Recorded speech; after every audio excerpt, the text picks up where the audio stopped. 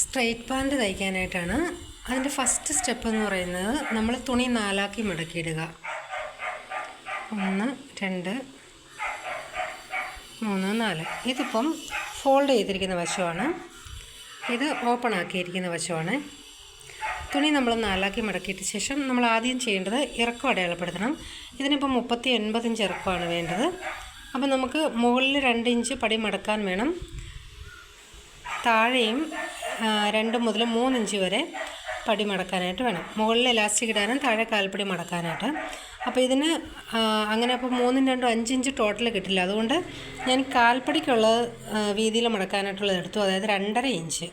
ഇവിടെ ഞാൻ 2.5 ഇഞ്ചാണ് എടുത്തിരിക്കുന്നത്. സ്ട്രെയിറ്റ് പാൻറ്റിന് നമുക്ക് വീതിയിൽ കാൽപ്പടി മടക്കി അടിക്കുന്നതാണ് നല്ലത്. ഇത്രയും വീതി എടുത്തില്ലെങ്കിൽ നമുക്ക് മുകളിലേക്കും കിട്ടും, പക്ഷേ ഞാൻ കാൽപ്പടി വീതിയിൽ മടക്കി അടിക്കാൻ വേണ്ടിയിട്ടാണ്. അപ്പോൾ ഇവിടെ നമ്മൾ 2.5 ഇഞ്ച് ഞാൻ അടയാളപ്പെടുത്തിയിട്ടുണ്ട്. ഒരു ഈ ഭാഗത്ത് നമ്മൾ കാൽപ്പടിക്കുള്ള അത് അടയാളപ്പെടുത്തുക. മുകളിലേക്ക് നമുക്ക് വേറെ പീസ് വെച്ച് കൊടുത്താൽ മതി, അതുകൊണ്ട് മുകളിലത്തെ പ്രശ്നമില്ല.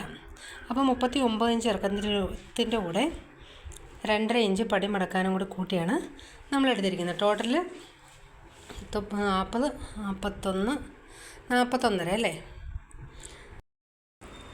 ഇനി നമ്മൾ അരവണ്ണം കാണുകയാണ്. അരവണ്ണം ഇതിന് 45 ഇഞ്ചാണ് അരവണ്ണം വന്നിരിക്കുന്നത്.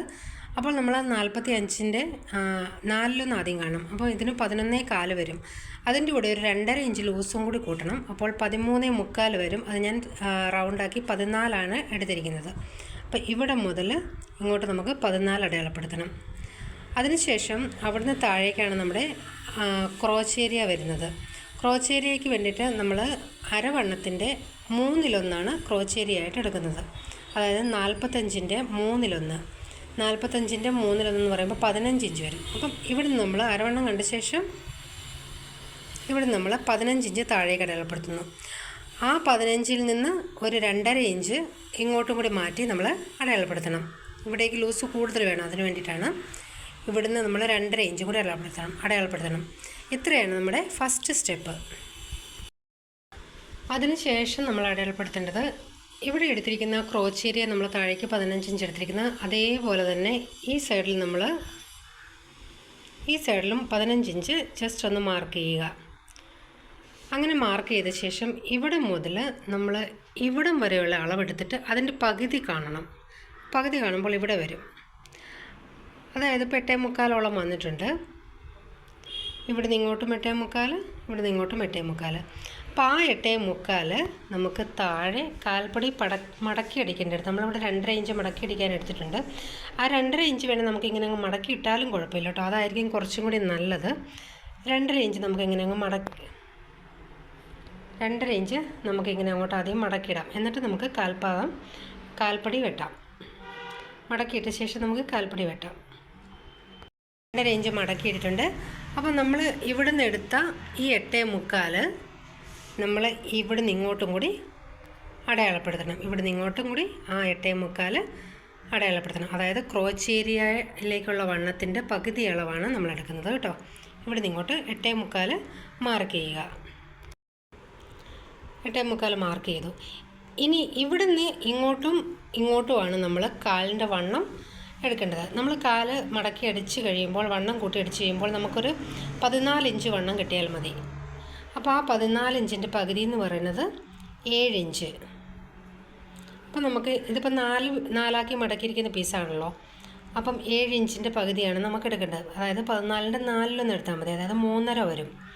അപ്പോൾ ഈ സെൻറ്ററിൽ നിന്ന് ഇങ്ങോട്ടും 3.5 അടയാളപ്പെടുത്തുക, ഇവിടെ നിന്ന് ഇങ്ങോട്ടും 3.5 അടയാളപ്പെടുത്തുക. നമുക്ക് 8 ഇഞ്ചാണ് കാൽവണ്ണം വേണ്ടെങ്കിൽ 4 ഇഞ്ച് അതിൻ്റെ പകുതി 4 ഇഞ്ച് അടയാളപ്പെടുത്തുക.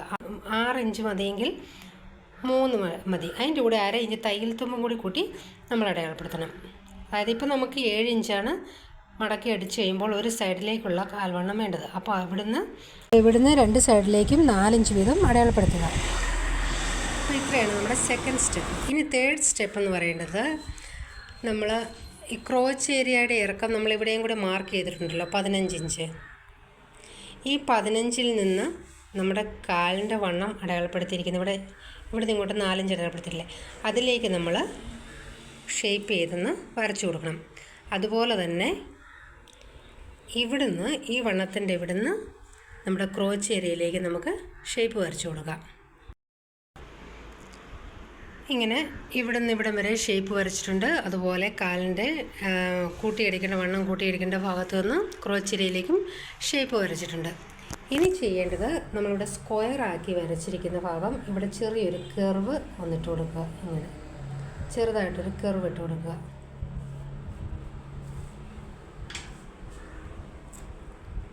ഇനി നമുക്കിത് കട്ട് ചെയ്തെടുക്കാം. ഇത്രയേ ഉള്ളൂ പാൻറ്റ് കട്ട് ചെയ്യാനായിട്ട്. മുകളിലേക്ക് നമുക്ക് ഇലാസ്റ്റിക് ഇടാനായിട്ട് ഇലാസ്റ്റിക്കിൻ്റെ വീതി എത്രയാണോ അതിനേക്കാൾ ഒരു ഇഞ്ച് കൂട്ടി നമുക്ക് പടിക്കുള്ള പീസ് മുറിച്ചെടുക്കണം. ഇനി ഒന്നുകൂടി പറയാം, നമ്മൾ തുണി 4 മടക്കി ഇടുന്നു. തുണി 4 മടക്കിയിട്ട ശേഷം നമ്മുടെ അരവണ്ണത്തിൻ്റെ 4/1 കണ്ടിട്ട് 2.5 ഇഞ്ചും കൂടി കൂട്ടി ഇവിടുന്ന് ഇവിടം വരെ അടയാളപ്പെടുത്തുന്നു. അവിടെ നിന്ന് താഴേക്ക് നമുക്ക് ക്രോച്ചേരി അടയാളപ്പെടുത്താനായിട്ട് അരവണ്ണത്തിൻ്റെ 3/1 കണ്ട് അത് അടയാളപ്പെടുത്തുന്നു. ആ ക്രോച്ചേരിയിൽ നിന്നും 2.5 ഇഞ്ച് ഇങ്ങോട്ടും കൂടി വണ്ണം കൂടുതലായിട്ട് അടയാളപ്പെടുത്തുക. അവിടെ നിന്ന് നമുക്ക് കർവ് വരയ്ക്കണം. പിന്നെ ഇവിടെ നിന്ന് എടുത്ത ഈ ക്രോച്ചേരിയ അതേ അളവ് തന്നെ നമുക്ക് ഈ സൈഡിൽ ഒന്ന് അടയാളപ്പെടുത്തുക. ക്രോച്ചേരിയുടെ സെൻറ്റർ കാണുക. ക്രോച്ചേരിയ ഈ വണ്ണത്തിൻ്റെ സെൻറ്റർ കാണുക. ആ സെൻറ്റർ അതേ അളവ് തന്നെ താഴെ കാൽപ്പടി മടക്കിയിട്ടിരിക്കുന്നിടത്തും കൂടി എടുക്കുക. ആ സെൻറ്ററിൽ നിന്ന് അപ്പുറേക്കും ഇപ്പുറേക്കും കാലിൻ്റെ വണ്ണം അടയാളപ്പെടുത്തുന്നു. അവിടെ നിന്ന് ഇങ്ങോട്ട് നമ്മൾ ഷേപ്പ് വരയ്ക്കുന്നു. ഈ സൈഡിൽ നിന്ന് ക്രോച്ചേരിയിലേക്കും ഷേപ്പ് വരയ്ക്കുന്നു. നമ്മൾ അടയാളപ്പെടുത്തിയതുപോലെ കട്ട് ചെയ്തെടുത്തിട്ടുണ്ട്. ഇനി ചെയ്യേണ്ട വേറൊരു കാര്യം, നമ്മൾ ഇവിടെ മുതൽ താഴേക്കാണ് കട്ട് ചെയ്തിരിക്കുന്നത്. ഇവിടെ ഫോൾഡ് ആയിട്ടുള്ള വശമാണ്. അപ്പോൾ അതുകൊണ്ട് നമുക്ക് ഇവിടുന്ന് ഇതും കൂടി അങ്ങ് കട്ട് ചെയ്ത് വിടാം. ഇവിടം വരെ ഒന്ന് കട്ട് ചെയ്ത് വിടണം. അതിനുശേഷം ഇവിടെ നമുക്ക് ആദ്യം 1/2 ഇഞ്ച് തയ്യൽത്തുമ്പിട്ട് കൂട്ടിയടിച്ചെടുക്കാം. നമുക്കിതിന് സൈഡിൽ പോക്കറ്റ് പിടിപ്പിക്കേണ്ടതാണ്. പോക്കറ്റിന് വേണ്ടിയിട്ട് ഞാൻ ഇതുപോലെ ഒരു പീസ്, എനിക്ക് ഒറ്റ പീസായിട്ട് കിട്ടി, അതുകൊണ്ട് ഇതുപോലെ എടുക്കാം. ഇനി നമുക്കിതുപോലെ ഒറ്റ പീസായിട്ട് കിട്ടുന്നില്ലെങ്കിൽ ഇതുപോലെ ജോയിൻ ചെയ്തെടുത്താലും മതി. അപ്പോൾ ഈ ഫോൾഡ് ചെയ്യാത്ത വശത്തേക്കാൾ കൂടുതൽ ലെങ്ത്ത് വേണം ഫോൾഡ് ചെയ്ത വശത്തിന് കേട്ടോ. ഇത് ഇവിടെയാണ് നമ്മൾ സൈഡിൽ തയ്ച്ച് പിടിപ്പിക്കുന്നത്. ഇത് ഉള്ളിലേക്ക് കിടക്കുന്ന വശമാണ്. അപ്പോൾ എന്നിട്ട് ഈ ഒരു ഷേപ്പിൽ ഇവിടെ നിന്ന് ഇങ്ങനെ ഈ ഒരു ഷേപ്പിൽ വെട്ടിയെടുക്കുകയാണ് ചെയ്യുന്നത്. ഇതിനിപ്പോൾ ഞാൻ എടുത്തിരിക്കുന്നത് 12.5 ഇഞ്ച് ലെങ്ത് ഉണ്ട്. 13 ആയാലും കുഴപ്പമില്ല കേട്ടോ.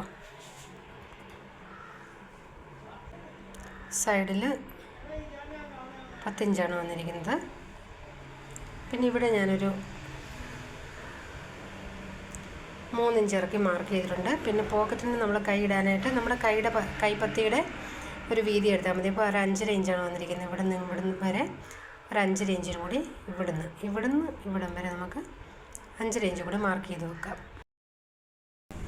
മുകളിൽ ഇലാസ്റ്റിക്കിന് പടി പിടിപ്പിക്കാനായിട്ട് നമ്മൾ പാൻറ്റിന് വെട്ടിയ അരവണ്ണത്തിൻ്റെ അളവ് നീളത്തിലും ഒരു 3 ഇഞ്ച് വീതിയിൽ ഞാൻ 2 പീസ് തുണി കട്ട് ചെയ്ത് എടുത്തിട്ടുണ്ട്. ഇത് നമ്മൾ ഇവിടെ നിന്ന് ജോയിൻ ചെയ്തിട്ട് വേണം അതിലേക്ക് പിടിപ്പിക്കാനായിട്ട്.